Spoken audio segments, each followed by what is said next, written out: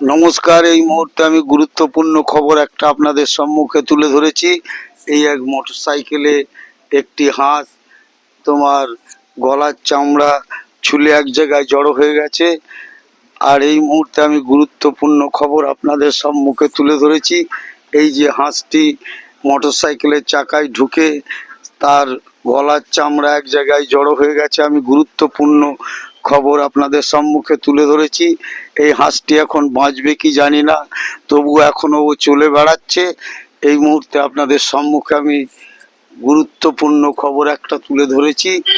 এই যে তোমার মেমারি মালডাঙ্গা রাস্তার উপরে উঠে তোমার এক মোটরসাইকেলের চাকার ভেতরে ঢুকে এই হাঁস গলার চামড়া এক জায়গায় জড়ো হয়ে গেছে, তবুও সেই হাঁস ছুটছে।